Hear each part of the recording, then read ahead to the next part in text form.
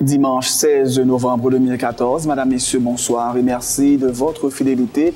Bienvenue dans ce journal. À la une de l'actualité, alors qu'il fait l'objet d'un mandat d'amener lancé par le parquet de Port-au-Prince pour tentative d'assassinat, séquestration et destruction au préjudice de Guerline Kermissan, l'avocat et militant politique de l'opposition André Michel est convoqué ce lundi par le juge d'instruction Lamar Bélisaire pour son implication présumée dans les violences enregistrées lors de la manifestation du 17 octobre dernier. Son avocat, Newton Saint-Just, annonce que son client n'entend aucunement se présenter par devant le juge Lamar Bélisaire, dont il dénonce l'impartialité et la proximité avec le pouvoir en place. André Michel est victime de persécutions politiques dans le seul but de le réduire en silence, selon Maître Saint-Just, qui dénonce le ministre de la Communication, Rudy Erivo, qui traite de cafard les opposants politiques. Le porte-parole de la plateforme Unité, Dieudonne Sensi, est également très remonté contre le ministre Erivo. Il croit que le président Martelly n'a aucune volonté réelle de dialoguer avec l'opposition. Le député du Cap-Haïtien se dit prêt à soutenir toute initiative visant la stabilité du pays, y compris la prorogation du mandat des élus. Il a d'ailleurs fait l'éloge du PSP qui, en apportant son soutien à l'exécutif, a évité au pays de plonger dans une grave instabilité. À l'étranger, le groupe djihadiste État islamique revendique la décapitation d'un 5e otage occidental. Il s'agit de l'Américain Peter Kassig, 26 ans, un ancien combattant en Irak, reconverti dans l'humanitaire. Il était aux mains de ses ravisseurs depuis août 2013. Vivement critiqué par les délégations occidentales en raison de son attitude en Ukraine et sa gestion des relations internationales, le président russe Vladimir Poutine a quitté prématurément le sommet du G20 à Brisbane, en Australie. Le président américain prévient la Russie restera isolée si Vladimir Poutine continue de violer le droit international. Tennis, blessé au dos, Roger Federer a déclaré forfait pour la finale du Masters ce dimanche, juste avant son match prévu face au numéro 1 mondial, Novak Djokovic. Sans lutter, le Serbe a été déclaré vainqueur de son 4e Masters. En boxe, l'Ukrainien Vladimir Klitschko a conservé pour la 17e fois son titre mondial WBA, WBO, IBF des lourds en battant par KO le Bulgare Kubrat Pulev samedi à Hambourg. Madame, Messieurs, restez branchés pour le développement de ces titres et de bien d'autres.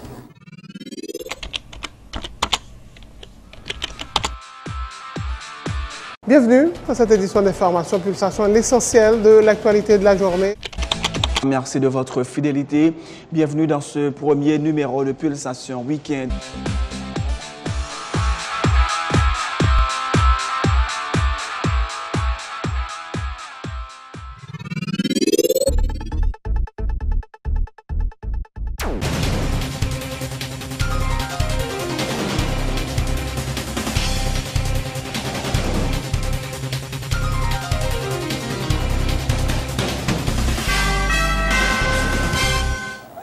Bienvenue dans le développement du journal. Alors qu'il fait l'objet d'un mandat d'amener lancé par le parquet pour tentative d'assassinat, séquestration et destruction au préjudice de Guerline Kermissan, l'avocat et militant politique de l'opposition André Michel est convoqué ce lundi par le juge d'instruction Lamar Bélisaire pour son implication présumée dans les violences enregistrées lors de la manifestation de l'opposition du 17 octobre dernier.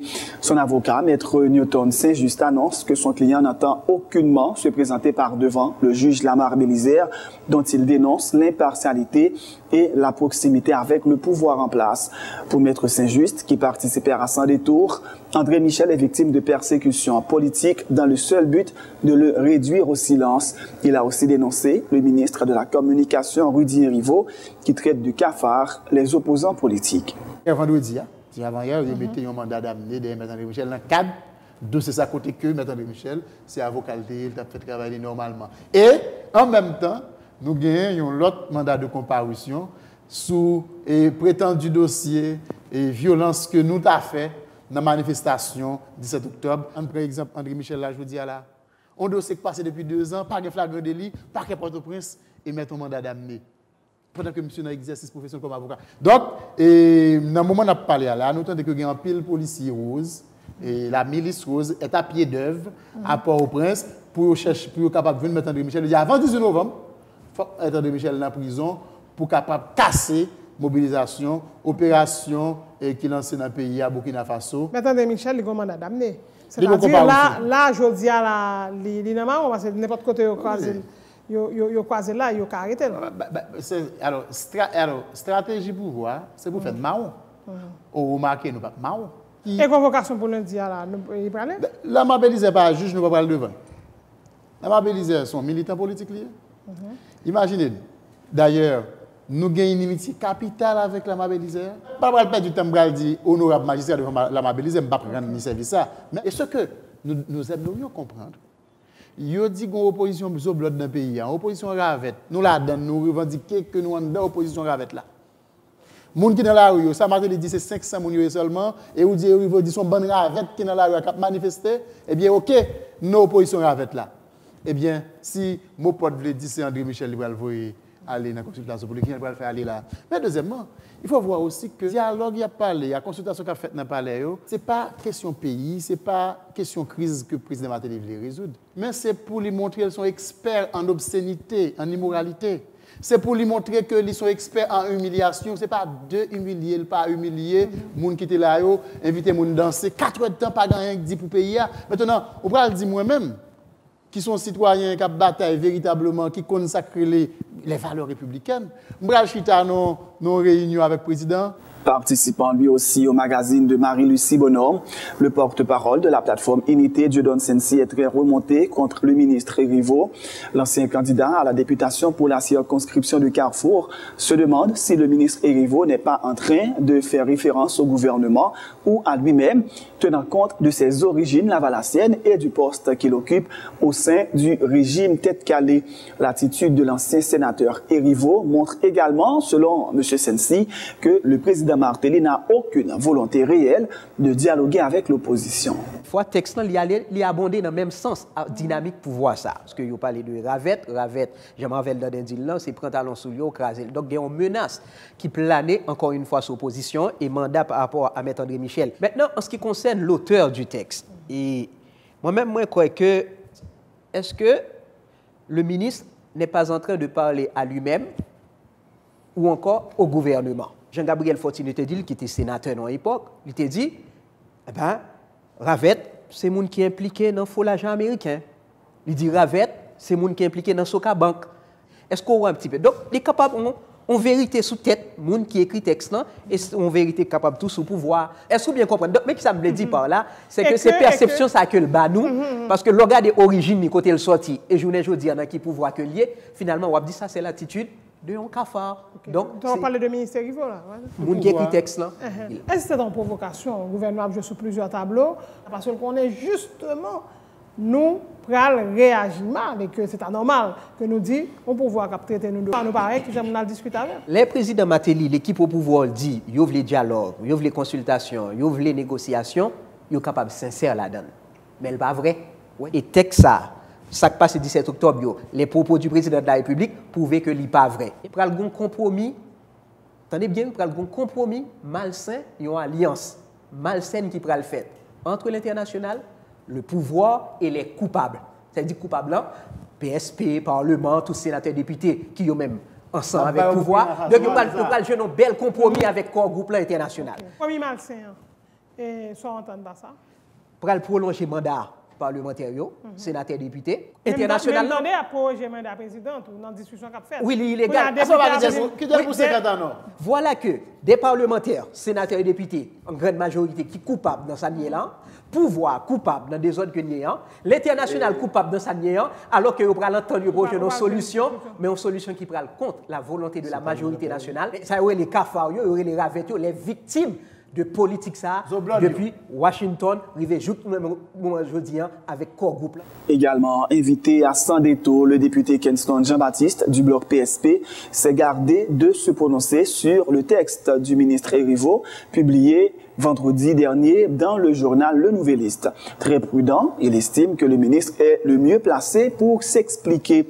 Le député du Cap haïtien se dit prêt par ailleurs à soutenir toute initiative visant la stabilité du pays, y compris la prorogation du mandat des élus. Il a d'ailleurs fait l'éloge du PSP qui, en apportant son soutien à l'exécutif, a évité au pays de plonger dans une grave instabilité. PSP au contraire sauver le pays.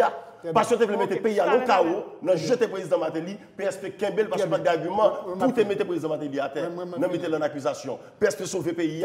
Nous Kembel notre stabilité, nous soutenir le gouvernement. Nous tellement sauver le pays, il n'y a pas répondre téléphone nous encore. Nous tellement sauver le pays, mais on bloqué chaque zombie nous. Le ministère des Finances sorti arrêté contre nous. Chaque zombie gagne dans toute institution en Haïti. Nous sauver poche, nous même pas sauver le pays. La solution, ça a dessiné, c'est prorogation pour tout le monde. Même de tout le monde, des parlementaires, des députés, sénateurs, et puis président. Moi-même, quelle que soit la décision, il faut prendre dès que le salut du pays retrouver la donne, moi-même, je n'ai pas gagné aucun problème. Parce que justement, je ne parle pas de l'autre bagaille que le salut du pays. Donc, vous n'avez pas de problème à la prorogation, mandat. Mais autant de samedi, on dit donc, dès que il y a des dispositions, la donne. Li gagne le salut du pays la donne, pas de problème. D'ailleurs, moi-même, que son Jean-Baptiste, je fais déclaration publique déjà, moi dis, moi pas candidat. Député, on dit aujourd'hui là, on va soutenir le pouvoir, son choix que je respecte. Imaginons dans l'opposition et que qui lecture de texte ça, est-ce que ou même on t'a pas chita au gouvernement que au ministre a peut-être de cafard. Moi ça me comprend. Je comprends que le texte est scandalisé les gens qui sont dans l'opposition. Parce que depuis que je suis là, je me sens qu'il y a un murmure sous texte. Et même dans le débat, ça veut dire que le message qui vient de jeune gens, il n'a pas fait plaisir. Toutefois, je continue à prendre précaution moi-même pour ne pas rentrer dans le texte. Je préfère que c'est auteur. Parce que peut-être que auteur. Le lab explique les textes liants, il y a des bagages capables. Il va le mettre dans le côté. Tout à l'heure. Bien sûr. Parce que les textes, il y a une façon que vous rapprochez, l'on parle dans la tonalité texte. Le Premier ministre Laurent Lamotte et le ministre de la Justice et de la Sécurité publique, Maître Jean-Renel Sanon, ont rencontré vendredi la chef de la mission des Nations Unies en Haïti, Sandra Honoré. Les discussions ont porté notamment sur le climat sécuritaire, le nouveau mandat de la MINUSTA et le plan de carrière des agents de la PNH, indique le chef du gouvernement.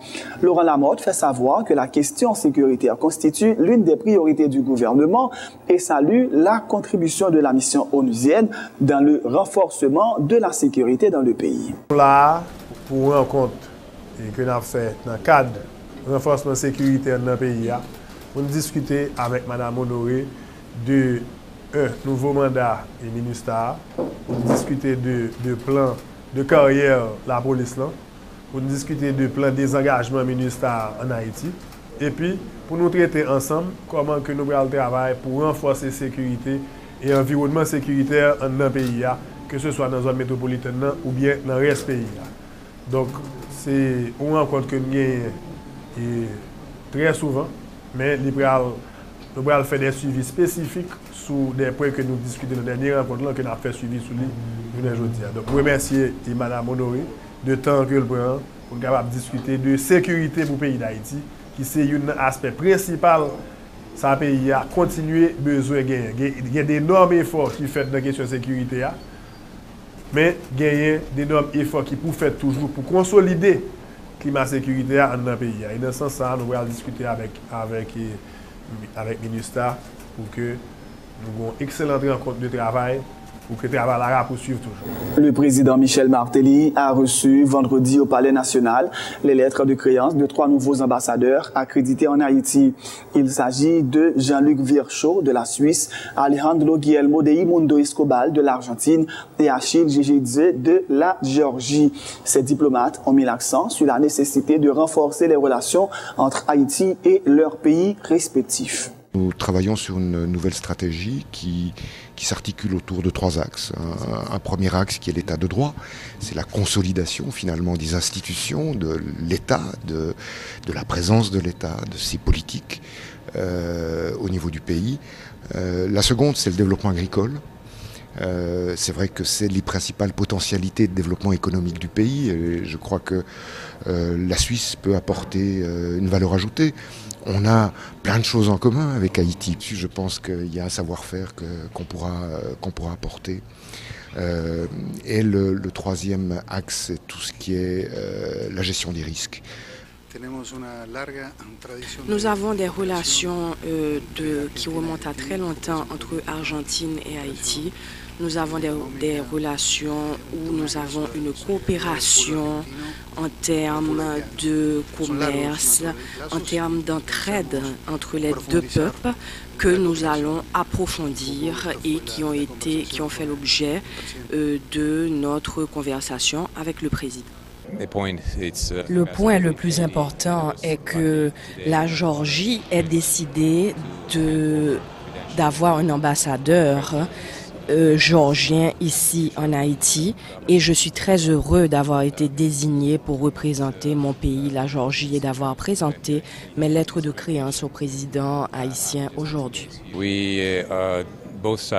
Nous sommes au début de notre coopération. Nous sommes deux petits pays, mais néanmoins nous avons énormément d'ambition et nous avons énormément de projets en cours. Le député de la Gonave, Begin Steus, dénonce le comportement des agents douaniers affectés à la douane de Grissier et une surtaxe des produits en provenance de la République dominicaine. Le parlementaire, qui informe avoir été victime de tels agissements, appelle les responsables de l'AGD à prendre des mesures pour remédier à cette situation. Un agent de la fonction publique, un agent assermenté qui sont directeurs régionaux de la douane. Donc, il dit m'a payé 5 gouttes pour me dédouaner une machine. Je paye 5 gouttes sans que je me demande avantage pour me plus devant d'autres individus campés en face pour dire que mal payé. À partir de qui ça? Pas qu'à connaître qui statut, qui régit création et fonctionnement, agent douanier ça, qui super armé. Si on a un pouvoir au cas initier ou bien constituer des corps en même temps, donc nous avons tourné dans l'anarchie qui tape même trop pur, dans la mesure où moi député, je suis formé comme, un tel sénateur qui a formé comme, un tel gouvernement qui a formé comme, sans pas une loi qui régit création et fonctionnement, c'est inacceptable. Et qui, bon, si moi parlementaire, je vis ça, pas seulement moi-même, dans la machine, un policier a conduit, moi qui député dans la machine, il y a un magistrat à pointer à qui est dans la machine, malgré nous identifier nous, il était vraiment dur pour que agents douaniers t'aient accepté nous comme députés, t'aient accepté nous comme magistrats, t'aient accepté nous comme policiers. Donc à ce niveau, on parle effectivement comme parlementaire en ce qui concerne l'intérêt de chaque grain haïtien qui a une machine cap de douane sans inquiétude. Deuxièmement, on parle tout comme victime parce que scène que nous sommes vivre là à partir de Grissier, c'est pas scène pour la douane offrir comme spectacle à la population, à la société haïtienne. C'est inacceptable, c'est intolérable. Je pense que ça lui fait tout le monde mal. J'aime dire là, ça n'a pas fait environ 2 semaines, le sénateur Dira a dénoncé dans ce qui concerne ça qui a passé, mal passé, etc. Saisi machine, saisi marchandises gâtées. Donc, je pense que faut que le gouvernement, il y a une stratégie, il y a une politique en ce qui concerne la douane. Ils sont bien apprendre à la société, ils sont bien apprendre à les citoyens en ce qui concerne ça que nous non seulement dénoncer et que nous exprimer clairement point de vue nous sous lui.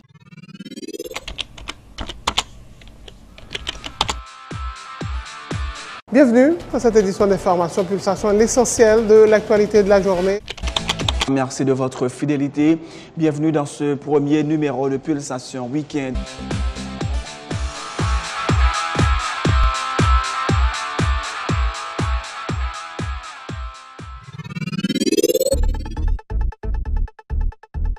C'est la fin de ce journal, Madame, Messieurs, mais juste avant de vous quitter, voici le rappel des titres. Alors qu'il fait l'objet de mandat d'amener lancé par le parquet pour tentative d'assassinat, séquestration et destruction au préjudice de Kerline Kernissan, l'avocat et militant politique de l'opposition André Michel est convoqué ce lundi par le juge d'instruction Lamar Bélisaire pour son implication présumée dans les violences enregistrées lors de la manifestation du 17 octobre dernier.